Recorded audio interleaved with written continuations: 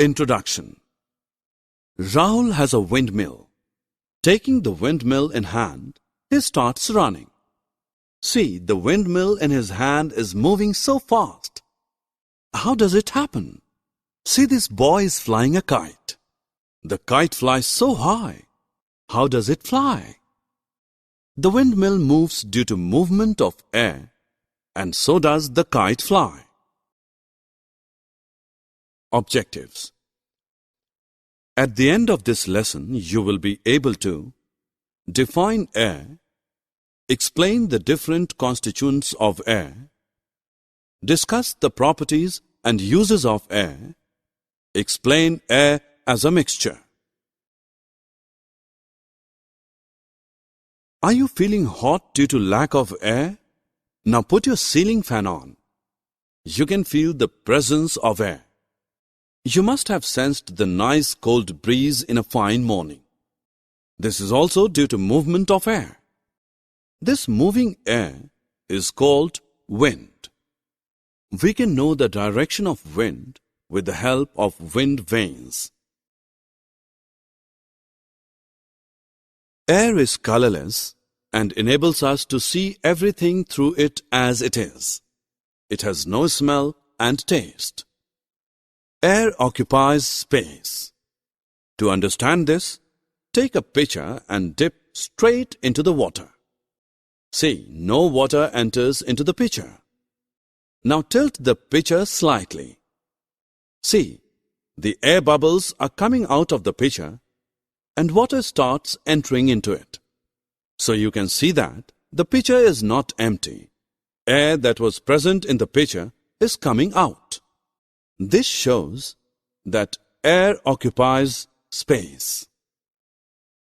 Inflate an air pillow. What do you see? It grows in size. This shows that air occupies space and has no definite shape. Air has weight as well. Put the air-filled ball on one side of a balance and a similar empty and squeezed ball on the other side.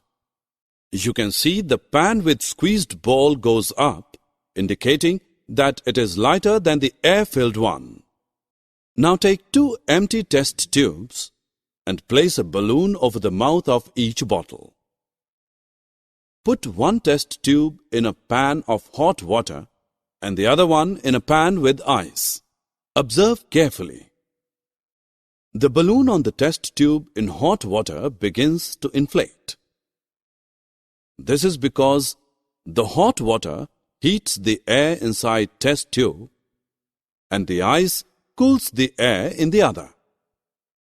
When air gets warm, it expands and rises, which inflates the balloon. On the other hand, cool air contracts, causing the other balloon to shrink. This shows that air exerts pressure. Take a cylinder fitted with piston. Press the piston inward. You can compress inside the cylinder, so air can be compressed.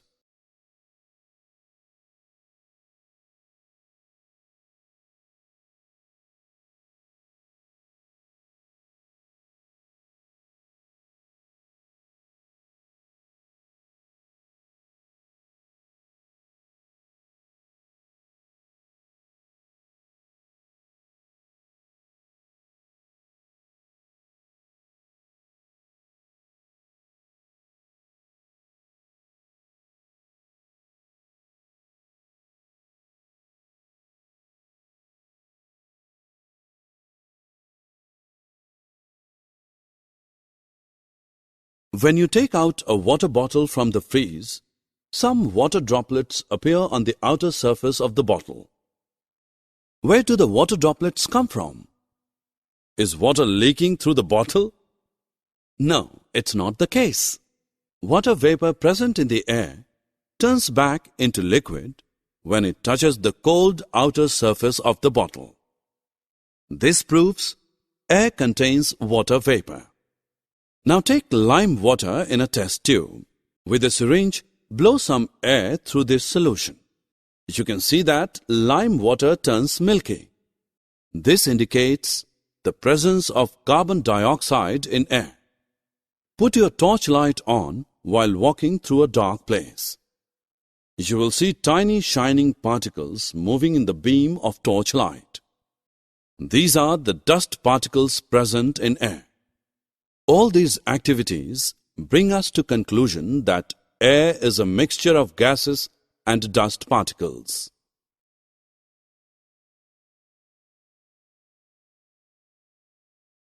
Summary. Let us summarize what we have learned. Air is found everywhere. Air is invisible, colorless, odorless, and tasteless. We can feel air. Air occupies space but have no definite shape. Air has weight, can be compressed, and exerts pressure.